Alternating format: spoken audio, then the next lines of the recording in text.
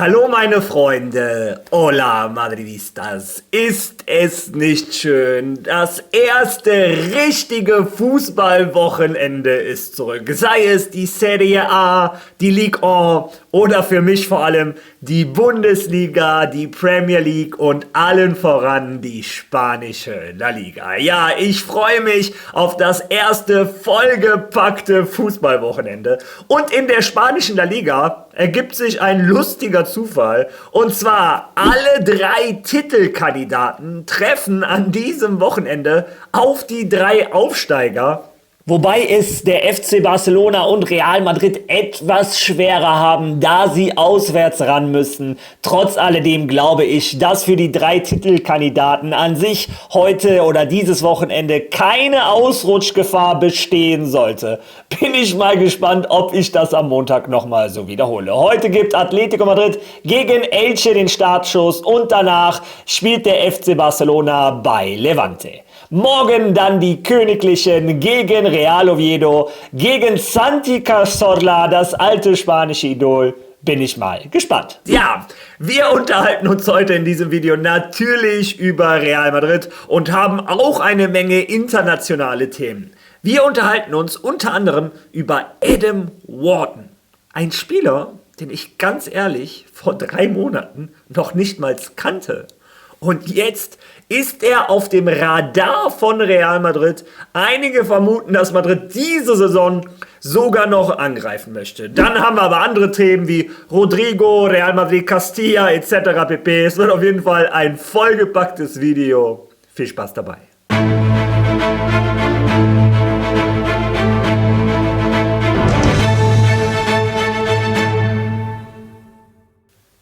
Ja, starten wir das Video wie so oft in den letzten Wochen mit einem Verkauf. Naja, in diesem Fall ist es eher eine Ausleihe. Es geht wieder um einen Spieler von Real Madrid Castilla, aber in diesem Fall um einen ganz besonderen, nämlich Jeremy de Leon. Ihr erinnert euch, den Glücksbringer aus unserer 15. Champions League, den Carlo Ancelotti immer mitgenommen hat und mit dem wir, das Quäntchen Glück auf unserer Seite hatten. Ja, Jeremy de Leon persönlich hatte dieses Quäntchen Glück in der letzten Saison nicht.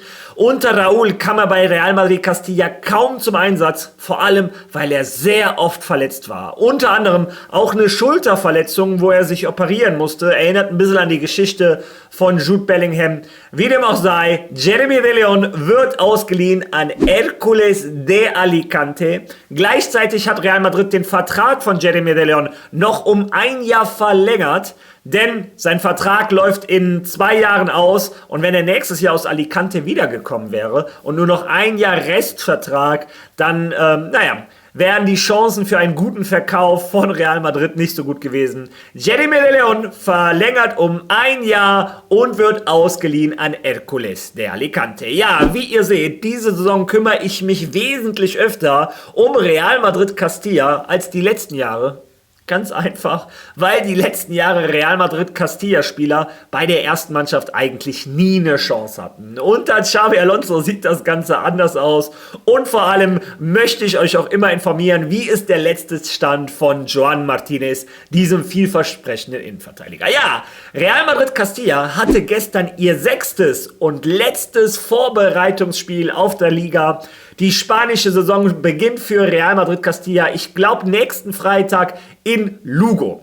Wie dem auch sei, gestern hat Castilla gegen Alcorcón gespielt und hat sich 1:1 getrennt. Torschütze, wie ihr neben mir sehen könnt, ist Manuel Anker gewesen. Dieser Mittelfeldspieler, der, wenn er kein Verletzungspech gehabt hätte, vielleicht jetzt im Kader der ersten Mannschaft stehen würde. Wir schauen uns mal die Aufstellung von gestern an. Also, ihr seht, ein Álvaro Arbeloa hat ein bisschen durchrotiert. Unter anderem ein Jesús Fortea, ein Aguado oder ein Yáñez waren auf der Bank. Ich bin mir relativ sicher, dass das alles 3 Stammspieler sein werden am Freitag gegen Lugo. Aber wo er nicht rotiert hat, ist in der Innenverteidigung. Da seht ihr schon wieder Joan Martinez und Lamini Fati. Ja, in der Innenverteidigung rotierst du so kurz vor Saisonbeginn als Trainer eigentlich eher wenig. Ich bin mir relativ sicher, dass das die Innenverteidiger sind, die nächste Woche gegen Lugo starten. Vor allem sieht man auch, wie Álvaro Arbeloa einen Joan Martínez langsam herangeführt hat. Schaut euch das mal an. In den 6 Vorbereitungsspielen hat er zuerst gegen Marbella 20 Minuten bekommen, gegen Racing de Ferrol 30, dann 32, 45, 77 und gestern das erste Spiel über 90 Minuten nach seiner langen Verletzung für Joan Martínez. Der Junge hat einen tollen Job gemacht und wie man hört, schaut ein Xabi Alonso bei ihm immer ganz genau hin. Es könnte diese Saison passieren, dass er nicht nur ab und zu bei der ersten Mannschaft trainiert, sondern hier und da auch mal nominiert wird. Ja, und wenn ihr die Aufstellung seht, dann vermisst ihr einen Namen oder ein Name ist weder in der Aufstellung noch der auf der Ersatzbank, nämlich Thiago Pitarch. Ja, ihr wisst, was das bedeutet. Er hat die ganze Woche bei der ersten Mannschaft mittrainiert. Also an sich, heute kommt die Nominierungsliste. Es dürfte uns alle nicht wundern, wenn Thiago Pitarch einer der Mittelfeldspieler am Wochenende für Xabi Alonso ist. Ja, und so ist das nun mal oft im Fußball. Du brauchst natürlich eine Menge Talent, aber du brauchst auch das Quäntchen Glück. Raúl Asensio kann ein Lied davon singen. Er hat letztes Jahr ganz klar davon profitiert, dass sich Militao verletzt hat, dass sich ein Alaba verletzt hat, dass ein Joan Martínez verletzt war oder auch ein Jacobo Ramón. Genau als Ancelotti einen Innenverteidiger brauchte, war Raúl Asensio quasi die 5. Wahl, hat diese Wahl dann mehr als genutzt und das Gleiche ist jetzt ein bisschen bei Thiago Pitarch. Der profitiert davon, dass ein Bellingham verletzt ist, dass ein Modric verkauft wurde, dass ein Jude Bellingham an der Schulter operiert wurde, ein Camavinga noch verletzt ist. Thiago Pitarch hat seine Chance bekommen und dieser Junge hat sie mit beiden Händen gegriffen. Ich freue mich natürlich für Thiago Pitarch. Auf der anderen Seite ärgert es mich ein bisschen für Manuel Ángel. Naja, unterhalten wir uns mal in ein paar Jahren, schauen wir mal. Dann, vielleicht haben sich ja dann beide in der ersten Mannschaft von Real Madrid durchgesetzt. Mein Nostalgiker Real Madrid-Herz würde da aufgehen. Ja, wer sich bei Real Madrid auch durchsetzen möchte, und jetzt wechseln wir mal mit dem Thema, ist Rodrigo. Ich habe euch schon gesagt, Thema Nummer 1 während dieser Transferperiode von Real Madrid. Und das Thema ist noch nicht ganz abgeschlossen, denn so wie man hört, verbessert Tottenham gerade ihr Angebot für einen Savinho. Und das würde wiederum bedeuten, dass alle 3 Voraussetzungen von Manchester City erfüllt wären, um Rodrigo anzugreifen. Ich glaube, Tottenham bietet 70 Millionen Euro für Savinho. Wenn ein Savinho 70 Millionen wert ist, wie viel ist denn dann ein Rodrigo wert? Aber wie dem auch sei, anderes Thema. Gestern die Information, ein Rodrigo, ich glaube, das sollte an sich keine Information sein, aber es ist es, möchte alles daran setzen, um seine Chance bei Real Madrid nicht zu verlieren. Der Zug Real Madrid, der fährt nur einmal im Leben vorbei. Rodrigo weiß das ganz genau. Er möchte unter Xabi Alonso eine Chance und er hat, laut Informationen aus Spanien, Xabi Alonso um 2 Sachen gebeten. Nummer 1, er möchte Minuten gegen Oviedo haben. Interessant, ich glaube, das möchte jeder Spieler von Real Madrid. Aber was jetzt interessant ist, er möchte von Xabi Alonso, dass er ihn dieses Jahr als linker Flügel einsetzt. Er möchte nicht mehr den rechten Flügel von Real Madrid spielen, eine Position, die nicht seine ist, sondern er möchte ab jetzt in dieser Saison für Xabi Alonso ein linker Flügel sein. Also ein Duell um die Position gegen Vini suchen. Und ganz ehrlich, wenn ihr mich fragt, ist das eine schlaue Aktion von einem Rodrigo. Rechts hat er seinen Posten verloren. Da haben ihn inzwischen Brahim überholt. Ich glaube, ein Franco Mastantuono hat ihn überholt. Ich würde mich sogar nicht wundern, wenn ein Arda Güler vor ihm rechts starten würde.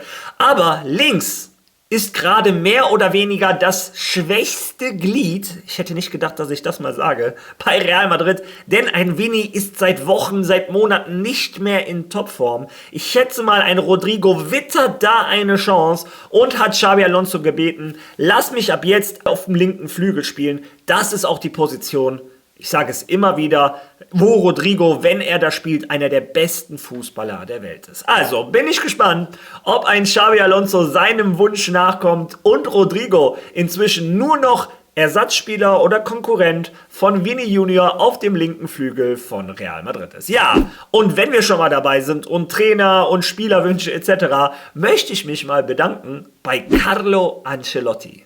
Viele von euch sagen sich, Mario, was ist los? Hast du Fieber? Nein, nein.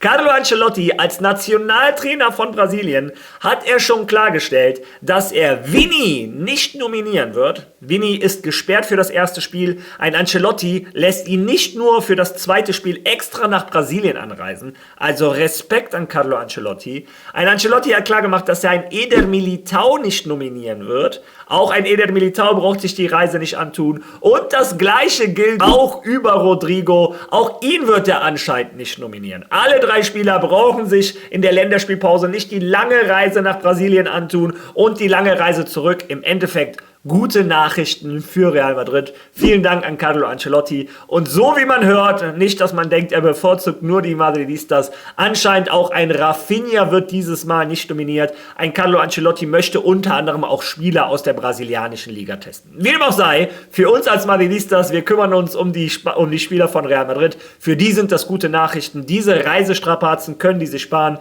und können sich auf Real Madrid konzentrieren. Ja. Und jetzt kommen wir wohl zu dem Hauptthema des heutigen Videos, Adam Wharton. Der zentrale Mittelfeldspieler von Crystal Palace ist ein Spieler, den ich persönlich vor 3 Monaten noch gar nicht kannte. Ich meine, Crystal Palace war mehr oder weniger die Überraschung der Premier League, hat, glaube ich, den FA Cup oder Community Cup etc. Irgendwelche Pokale haben sie geholt. Das ist für eine Mannschaft wie Crystal Palace natürlich selten. Und ein Spieler, der herausgeragt hat, war dieser Adam Wharton. Und das erste Mal von ihm habe ich gehört vor, wie gesagt, 3 Monaten, als ein Insider von Real Madrid zum ersten Mal diesen Namen erwähnt hat. Und dieser Insider hat an sich oft gute Quellen, gute Informationen. Und ich fing mich an, über Adam Wharton zu informieren. Die Zahlen sind schon tatsächlich stark. Der junge Engländer ist 21, ist einer der Motoren der Premier League. Alle Big Clubs sind hinter ihm her. Und jetzt ist anscheinend auch Real Madrid sehr interessiert. Lesen wir uns den Artikel zusammen einmal durch.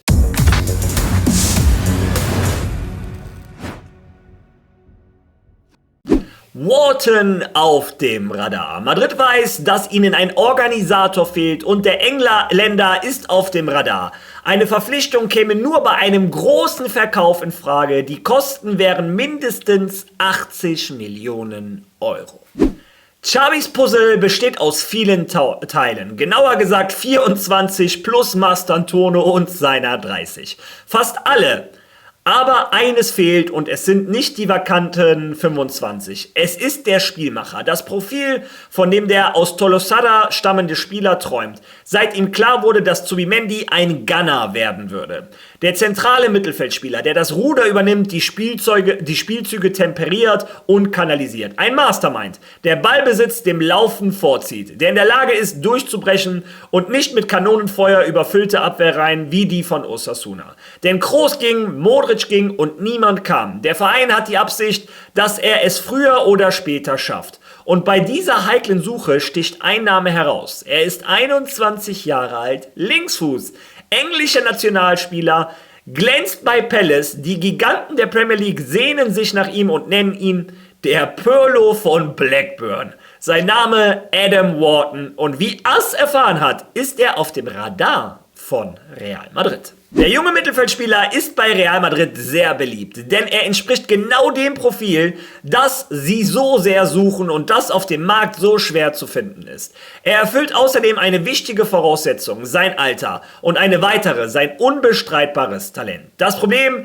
die dritte Unbekannte ist der Preis. Für weniger als 80 Millionen Euro wird Crystal Palace nicht ans Telefon gehen. Daher wird Chamartin die Mechanismen für diesen Sommer, das Transferfenster schließt am 1. September, nicht aktivieren. Es sei denn, es kommt zu einem großen Verkauf. Nachdem Real Madrid 178 Millionen Euro in Trent, Hausen, Carreras und Mastantuono investiert hat. Wie Rodrigo. Aber es gibt mehrere verbindende Faktoren und das entscheidet alles.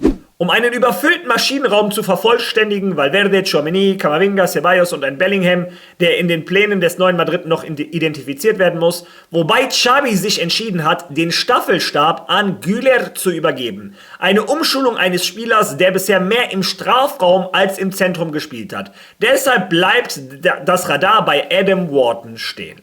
City, Liverpool und vor allem United. Palace wiederum ist sich des Juwels bewusst, das sie in ihren Händen halten. Eines, das sie sich gesichert und vollständig abgeschrieben haben. Einen Vertrag bis 2029 und erst vor einem Jahr für 21 Millionen Euro von Blackburn verpflichtet.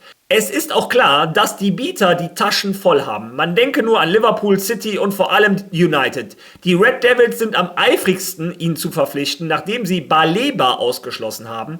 Brighton verlangte 120 Millionen Euro.